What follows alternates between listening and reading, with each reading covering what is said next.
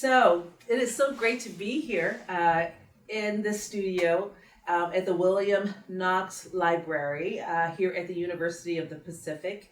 We're at the Stockton campus, and I'm here with Professor Brittany Trotter. I am so excited about this conversation. Oh, I am thrilled to have this with you. So, Humanizing Us, it's a podcast that I've launched this year. We actually are getting ready for our actual launch in a matter of weeks, but it's been a student-run, student-driven process where I've been able to kind of come together with people that I think that are change makers. And you know what I actually call them? Humanitarians in action. That's my term. Because as a scholar of diversity, equity, and inclusion, and as a leader, part of my work is to be able to recognize stories of the people who are making a difference where they're located, and then be able to kind of unearth and maybe share those stories and so that other people can get to know them. So I'm so excited to have you as our guest today. That's completely honored. So I want to tell the listening audience a little bit about who you are. And the interesting thing about this podcast, I learned all this from the students, that there's audio only, so there's people that are going to be listening to this, as they're taking their walk, but there's also this visual part too. And so we decided to leverage both. So there could be people watching the video, wherever they, access podcasts, could watch it on a YouTube perhaps, or they can actually just be listening to it. So just know that. So this is one of the fun things this is one of the things I love, and you know this because you work with students. You're a professor. So let's talk a little bit about you. I want to introduce you to everyone because Dr. Brittany Trotter has not been in the state of California for a very long time.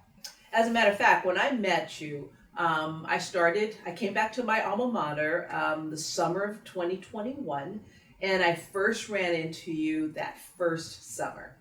And you had just started, I think August of 2021? Yeah. And I was coming to the new faculty orientation as part of, making sure, because I'm also a professor of communication, and you were there, and I'm like, who is this brilliant woman? And Brittany Trotter is the assistant professor of practice in flute and program director of the Woodwind program? Yes. Woodwind program at the University of the Pacific's School of Conservatory. Now, many people do not know this, but the University of the Pacific has one of the oldest conservatories in the nation, definitely one of the oldest, the west of the Mississippi. And it is a school of music, classical music, jazz studies, voice, and a multitude of other instrumentation. When I was an undergrad here, I was one of the students that participated in the conservatory too. Did you know that? No. So, they had a choral programs. At that time, they had a women's chorus that was called the Ariana Chorus. And so I was in the College of Pacific, which is the liberal arts school, and I had grown up singing in church, and I had grown up singing in school choirs. And so I remember standing outside the rehearsal. saw the flyer that they were doing auditions, and mostly everybody that was in the choir were conservatory students, but they were open to other students. And so I auditioned, and you know what I did? Because my sight reading skills were so. I stood outside and I listened to everything, and I mimicked it. And I think the professor called me out because he changed it and I couldn't see it. I was like, I can't read sight. Anyways, I got in the choir. But so we have Professor Trotter here. Let me tell you a little bit about, you got your doctorate in musical arts at West Virginia. Yes. It's called a DMA, Doctor of Musical Arts. And then you did both your bachelor's and master's degree at the University of Southern Mississippi. Bachelor's of Music Education and music performance, and then you got a master's in music. So you have been studying music all the way through. I'm going to just do a couple more things on your bio before we start jumping in. I know that you have done a workshop that it says that you did it at the 2020 National Flute Association. You were a featured soloist, and you perform in symphonies all over the world, as well in the U.S. Really merging classical music, diverse culture, and modern popular music. But you do this thing where you talk about you engage in hip hop as it relates, and you use the flute as a storytelling mechanism. So, Brittany, I'm going to stop talking and I'm going to just start asking you some questions. How did you end up at the University of the Pacific? I mean, it is such a blessing that I did. So I graduated with my DMA like right before the pandemic happened. So it's December 2019. And I was like, as any person fresh out of college, putting my applications everywhere, and then all of a sudden the whole world ends. And that, I always say that it's a blessing in disguise that the pandemic happened, because that allowed me to create other avenues and more creative research. And so during that the pandemic, I was awarded a residency at this local music nonprofit, and it was me and this local hip hop artist. And where was this at? Oh, in Pittsburgh, PA, when I was living there. Pittsburgh, Pennsylvania. Okay. And prior to that, I've been doing stuff with hip hop music. I was a program coordinator for this nonprofit where we take in mostly African descent people. It's a workshop for kids as young as 10 to high school. And in that 1 week little summer program, we take them in. We let them learn an instrument, and then they also study with local hip hop artists to create socially conscientious wines. And so in that week, not only do they learn an instrument and play in an orchestra, and the great thing about hip hop music is that it's basically about like 5 notes as their melody. So it's easy to teach beginners, how to hold the instrument, and then here are the 5 notes you have to play. Really? There's about 5 notes. That they're just repeated over and over. And it's all about the flow and the combination thereof, right? Exactly. And the rhythm. And so I've been working with that organization quite a lot. I was they're teaching artists, and so a lot of the other teachers would do like little concerts where I'm playing the flute and I'm like playing a melody to Biggie Hypnotic. Or oh, I love it. And it was so much fun to do that. And so when I got that residency with that music nonprofit, it was great to work with an actual like hip hop artist, and I took ideals and thought about like how can I incorporate this in my pedagogy, because at the time I was teaching mostly as young as 5 to 65-year-olds. Wow. Ranging for flute lessons. And so like I'm always like, how can I connect more? Especially a lot of the beginner method books for flutes mostly do like folk tunes, and like kids this generation don't. It's not relevant to them. No, not at all. And then if it's not local folk tune, it's tunes that are minstrels songs. Oh, minstrel songs that basically were problematic from the very beginning. Exactly. Because they were basically, this caricature of the African American experience, but not for or about African Americans. It was just this take made by white folks about what they thought we were like, and then they would go in blackface and then go and do it for other white people. The whole minstrel thing makes no sense. Let's kind of create, what we think black art is, and paint ourselves black, and then perform it, this crazy so-called black art, for white people. You just summarize it in a nutshell.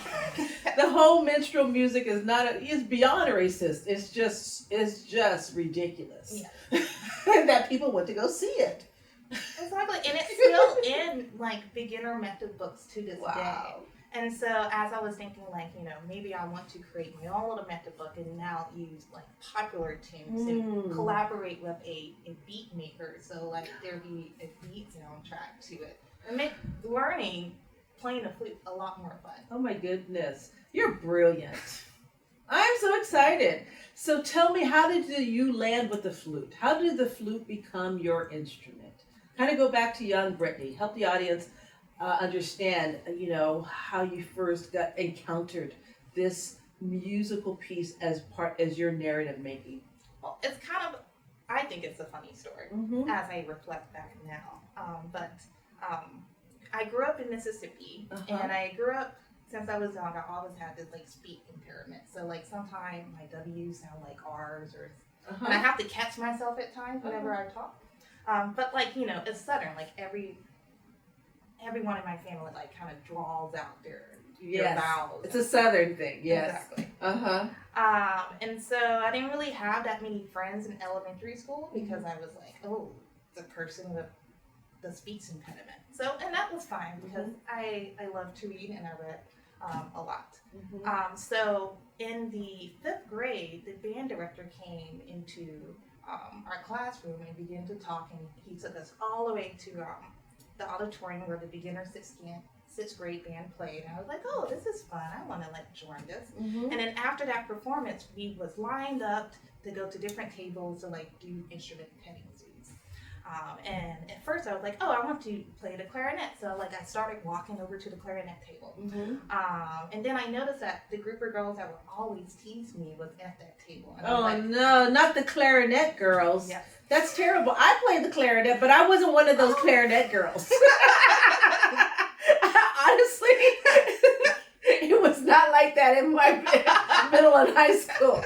But oh my goodness, they gave clarinet a bad name. But anyways, them clarinet girls. So I'm like, I don't want to spend my mornings being teased at. So I was walking around looking like a deer in headlights. Yes. And the band director came to me and she was like, oh, what instrument do you want to try? And I'm just like blanking out, and the only instrument I knew the name of was flute. Wow. And I said the flute. And she gave me the head joint, and I made a sound instantly. You made the sound instantly? And because a flute there's a certain way you have to pitch, like blowing it in order to make it work. Yeah. See, to say blow it like you're blowing a candle, and I blew it that way. So it's like, oh, natural. Yeah. You have a great flute armor. Oh my goodness! No one ever told me that it's like you're blowing out a candle. Exactly. Wow. So interesting. So you selected the flute found you, because I feel like it picked you. I think the two of you found each other. Yes. Out of the context of your sense of engaging in typical child, it goes through adults, unfortunately, behavior of excluding and trying to feel a sense of belonging. You didn't feel like you belong at that table of the clarinet people, and so you went over and the flute found you, and you found the flute. Yes. And it has been just a wonderful joyride ever since. That is such a beautiful story. So how old were you approximately? I was in the 5th grade, so probably like 10, 11. Yeah. So you've been playing the flute ever since. And you are a professional player as well as a doctoral level educator in a conservatory. And those people who don't know what a conservatory is, it is a traditional music school in a university setting, typically. How many Black women in the United States have doctorates in music and specifically are playing flute? Very few. I can, from my understanding and knowledge and my networking, I can count it in from my hands. Yeah, definitely not more than 10. Yeah. If you think there's 5? About with a doctorate level. At the doctorate level. Probably around 5 to 10, maybe more. But it's very, very, very few. So the reason why I say that is that I don't like these ideas of when we have people that are remarkably brilliant and successful, such as yourself. I don't like the idea of seeing you as a unicorn, because what that says is that somehow or another, through a multitude of various circumstances, you've been able to rise to where you're at. And so your brilliance and your artistry is definitely so important for people to see. But one of the things that I know for sure is that how many more young girls might become a Brittany Trotter, not only by them seeing you, but if they get access to the flute and have access to a music education program and have access to things. Just imagine a world where there's that when I ask a question like that about how many others are there African Americans, Black women that have at the doctoral level that are flutists in the United States, it's less than 10. You know, so I just want to thank you for just the way that you are showing up, you know, as a model for following your dreams. I mean, like I'm so blessed to do what I do, and like I think about it every day. And it's so funny that you said that because I went back to my hometown in January because I got asked to be a guest artist at my undergrad, and so in my undergrad it's only 30 minutes away from our hometown. So I spent a day going back to my elementary, junior, and high school band program and doing little clinics. And I met this little girl who my old band director was telling her about me, and like, oh, you need to connect with her, and she loves playing the flute. When I met her, she's like, I named my flute after you. And I was like, her flute is named Brittany? Yes. Oh. And like, just when I was working with her, her whole eyes, it was like, that is the most rewarding like moment in my career just far. Just working with her. And it's amazing that, as you said, like being a mentor and a role model out there, but actually going back to my very small hometown and seeing that I have made a difference. Just, I could tear up right now. Yeah, it's a humanizing moment. So, you know, I titled this podcast Humanizing Us because I believe that at the intersections of our multiple identities and how we understand our stories and our narratives that are driven, you know, and informed by our identities, I think that there are very humanizing pieces that emerges from that. So we've already been alluding to it to some ways, but talk to me a little bit about how do you see your intersectional identities, obviously as a woman, as an African American woman, as a professional artist, musician, as a teacher, born in Mississippi. You were born in Mississippi, and now you're working and living and producing music in California, but you kind of going out from the world to the world from California.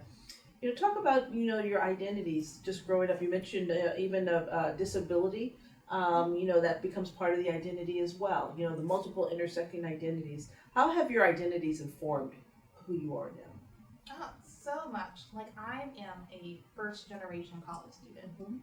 And to be the first person in my immediate family to go to college and nevertheless get a doctorate degree. And that was very tough because they didn't really understand. Or, I mean, they supported me. Yeah, but like, it was like, oh, you know, you still gonna go to school? Don't you want to like get a job somewhere? Like, and this music thing, like, how much of a career is that? So like, it was, I had to deal with that, and then just navigating like the whole financial aid system as well, because I didn't really have like a person to help teach me other than like me asking my friends and guidance counselors for help. And so being that first generation college student really helped inform how I like view my students and see them, because like there's so many of them that might be afraid to like ask a question because, you know, this whole like society of instant gratification where we have to know the information instantly, and so like I'm able to help guide them more and be that mentor and show them like, yes, I did not come from that much or knew that much, but I made it possible. And it's just like other things that you were saying, like I remember I was adjunct teaching at this one university, and it was an online class, and they only saw like a video of me, and that's it. But I remember this one student wrote in her reflection that week, she was like, I'm so amazed that I actually you're my first Black woman professor at this university that I've ever been. And the fact that you have a doctorate really inspires me that I can go further into my education. And like, that's just amazing. I love just seeing this, Yes. especially Black women, just like go off and do Yes. education. And I'm so thankful for like even other popular artists like Megan Thee Stallion. Yes. Too. Yes. And it still advocate for women Absolutely. to go to college. So Yes. Yes. You know, last week, I was fortunate to see. I haven't been to a large concert in a very long time since COVID, and I happened to land my hand on some pretty priced tickets on the floor of an important artist who came through Oakland last week, SZA. SZA. I was on the floor. I was 11th row back. I had connections to the band member.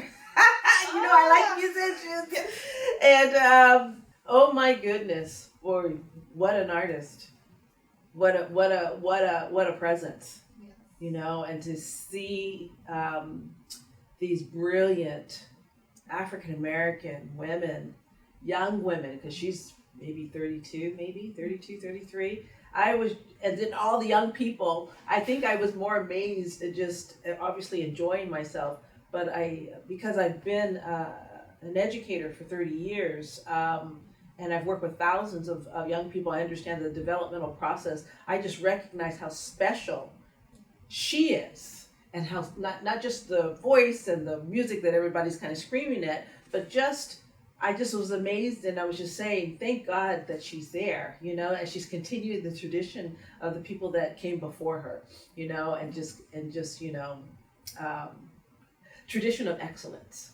That's what I think that's what I was feeling, you know, just the connection. Don't know her personally, but thinking how excellent she is, and how she's using her artistry and her gifts and sharing them with the world.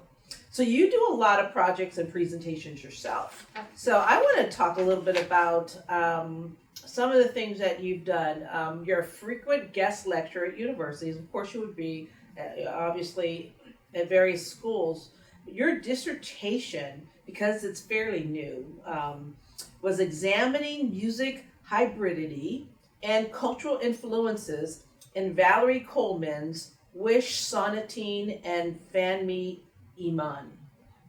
Help me understand, and I'm pretty smart, but I don't know if I can fully dissect that, or I can read it, but you're gonna have to tell me what that was all about. So we spoke earlier about having role models, and especially like a Black female role model in music. And so for me, growing up, that was Valerie Coleman. Tell us who Valerie Coleman is. Valerie Coleman is a flutist and composer. She is one of the founding members of Imani Winds, which was at the time a all African American Latino group. And they just made just world famous with just performing and winning so many competitions, also Grammy nominated as well.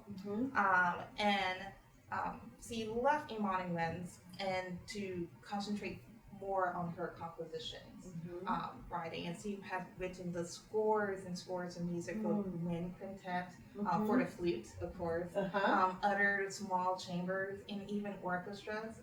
She's had countless commissioned by the Philadelphia Orchestra as well.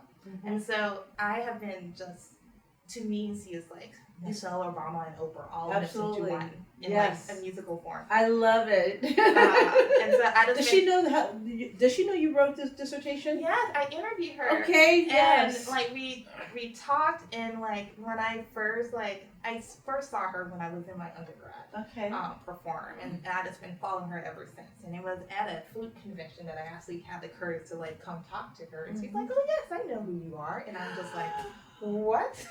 Look at that! You met her at the flute convention, and you're like fanning her, kind of like girl fanning, and she's like, "I know who you are." And I was like very taken aback. I'm just like, "Oh my God, this." Yes. But like I heard her perform at that same convention with the Fami Iman piece, and I was like, I'm going to write my dissertation on her. And I'm the first one to write a dissertation about her, and see how just a prolific just career in composition and outlook. So I'm very honored. That was very scary to take that on, to make sure that I do write by her, and to actually do my research. But so the two pieces that I picked, so Valerie Coleman is very inspired by creative people in places and things, especially with poems. So both of those pieces are actually tone poems. The With Sonatine come from a poem by Fred Edgar, which talk about the middle passage, the slave trade. The sonatine that's what it's about? Wow. And I took that and find little motifs that kind of relates to like that whole passage and like what experience the slave would have made throughout that. And then Fami Iman is based off of or inspired by a poem by Maya Angelou called Human Family, which talks about we are more alike than unalike, and how cross-cultural. Yes. And so I thought it was great. One, because both tone poems, both reflect how she's inspired by events, current events, past events, poem, creative people, and like I kind of used that as like what inspired her when she was getting into music, and it was like blues and gospel because he was from Louisville, Kentucky, like Muhammad Ali. Absolutely. And what was her? That's right. Muhammad Ali was from Louisville, Kentucky. And like what was her influence and like what she was listening to. And as I was like researching her more, like listening to every interview she ever given, her story I felt like was very reminiscent to my story. So I was able to connect so much more. So like writing that was just a lot of love and like very inspirational to me to do that. Humanizing Us, your entire dissertation sounds like it was a humanizing experience. Yes. Just to see like just that excellency. Excellency. There it goes again. And this excellency. Yeah. And she's such a great role model and mentor to me, and it was just I found out so many new things from writing that.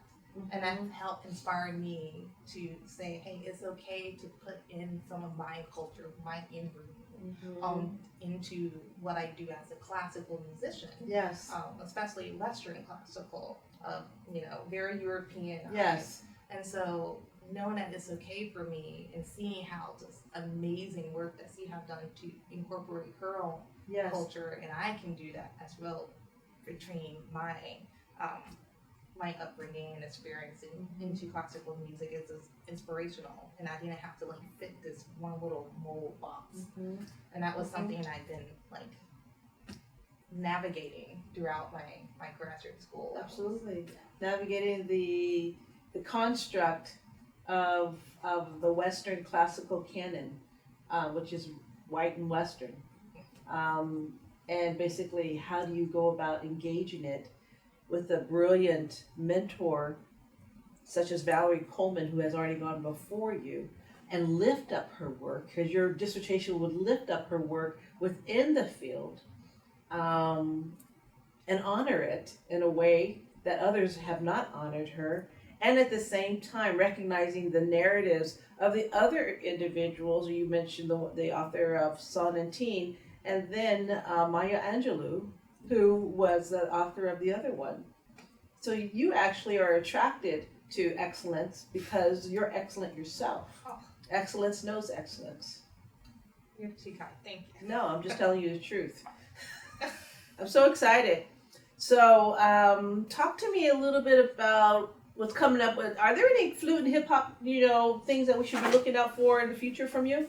Oh yeah. So the flute and hip hop little workshop lesson was something that I thought of and incorporated to people that I was a fan of constantly. And it wasn't until last summer that I actually met them in person.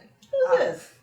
So one is Ashley Crawford. She's from Tennessee. Okay. Another is Justine Hopper, who's from New York. But I've been following these two women on social media. And of course, like with the pandemic, you just felt like you became friends with someone. Over the internet, the Zoom, you're in the same Zoom thing, and all of a sudden you're their friend. Yeah, they're my friend. But you never met that friend. Yes. But they both in their career have been just using the flute to do like experimental R&B and hip hop tunes and stuff. And so I thought it would be great because they're already doing this in their careers. Yeah. To bring this to the National Flute Association. Also, just to bring recognition that the flute is like having a moment in hip hop music. Like any big piece or tune that you hear that's going viral has a little flute melody. Is it really? Yeah. So it's having its moment now. Yeah. And you're probably part of it and just helping to fan the flame just a little bit, you know? Yeah. So you made sure that there was a presentation at the 2022, so this just happened, National Flute Association Convention. And we're going to do a part 2 of that for this summer. I love it. This coming summer, you mean? Wow, where is that at? It's going to be in Arizona. Okay. Such exciting time to be a classical musician, as well as a conservatory music education professor, and to have someone like you at the forefront of this work. It's such an exciting time. Yeah. And I'm just so, like, again, just fortunate to be able to be in the room and have access. And this is something that, like, that is really big for me because growing, again, I'm from Mississippi, very small town. We just got a Starbucks. This is how very... Oh, you guys just got Starbucks? We just got a Starbucks. Okay, I'm following you now. What's the name of your town again? Laurel, Mississippi. Laurel, that's a pretty name. Laurel, Mississippi. And so I didn't really have, I mean, like, you know, the opportunity would have been scarce compared to like what I see what my siblings are doing. Yeah. And if it wasn't for music and being able to travel and do all-state band when I was in high school, and then that inspired me to be like, hey, I can travel and do stuff with music, let me major in it. And it had led me to live in Wyoming, in West Virginia, in Pennsylvania, and now California. So I totally understand and recognize how fortunate I was to meet people with those opportunities and doors and that held the door to let me in. And that's what I love to do for my students or anyone that I meet and mentor. I would say, like, I take as many people as I can whenever a door opens for me, because like I would not be where I'm at if someone else did. Oh, I love that. I love that. I love the visual of that. Bring as many as you can. You know, I do the same thing too. People ask me sometimes, what is it that you want, Mary? I said, I don't want to leave anything on the table. I said, there's a bridge that I was able to cross, and I want to make sure that as many people get on that bridge and get across that bridge as I can. I said, I'm bringing them all with me. As many as I can. Yeah. And isn't that part of the reason why we're here? You know, you reach heights, but you want to make sure that other people reach their heights. And you got to be able to, be there. Because sometimes they need to climb on your shoulders. But to create those pathways and those bridges and those ladders and whatever it is. But to make sure that they're in the room to be able to be mentored. And sometimes to be mentored by you is just to see you. That's enough. There's just to see a Professor Brittany Trotter. So, what's on the horizon for you? I have a lot of creative ideals and stuff that is on my docket. One that I'm looking forward to completing and doing is having a debut album of flute solo works. The other is just continuing this research of like this cross between popular music and classical music, because there's so much there and there's so much going on right now, especially with Lizzo, which I'm very excited. That's right. We hadn't even mentioned Lizzo. Lizzo, that's her instrumentation. Yeah. Besides her voice.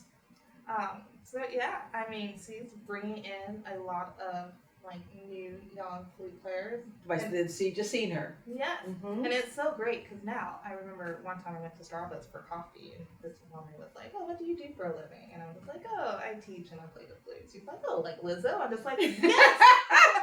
Like Lizzo. Exactly like Lizzo. Exactly. That's fantastic. And that's just amazing that someone knows, because usually people just confuse the flute for another instrument. That's right. That's right. But Lizzo's put it on a global stage for particularly for young people. It's like, oh, by the way, that instrument that she's using right now is called a flute.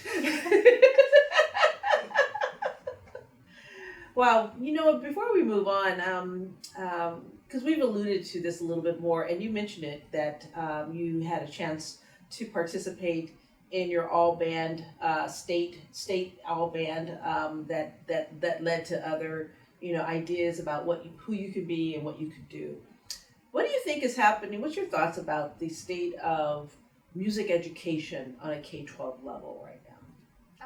I mean, it just depends on where you're from, Mm-hmm. and that's really sad because like people can, if they're in a wealthier or more established like place, they would have a great Music ed program. education Uh-huh. program. Or but if they're from a poor state, it might be even less, and it might even just be gutted. Be gutted, yeah. And for me, the arts is what led to me being so intelligent and like Mhm. wanting to strive for more. My elementary school was a magnet school for the arts, so in addition to our core classes, I had dance class, music class, art class, Mm-hmm. and that was very influential in giving me to be the great person that I am. And so it's just so sad to hear in these different cases of the music or arts program being gutted for Mhm. other things when like it's just as valuable as like athletic programs, even though it might not bring in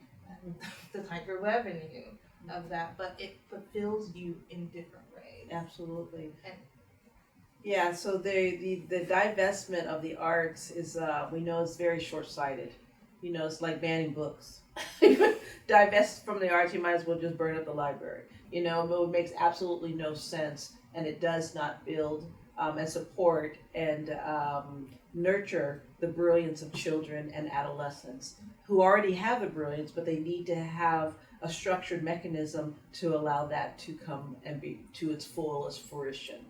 Whether it's something they do it for a couple of years or do it for a few years, or they choose to do it beyond high school and then go to college and continue it on. And for some of them, it might be their professional calling. But there's so much that we can do around supporting the arts with young people to make a difference in their lives, and also contribute to a more meaningful and I would think a more whole society, right? yeah, I mean, we're all born as creative beings. Every child is creative. we are. And like music is one of like the Greek like main core subjects. Uh-huh. And so like it's it's it's valuable because I feel like, as even Miss Simone had once said, music reflects our time.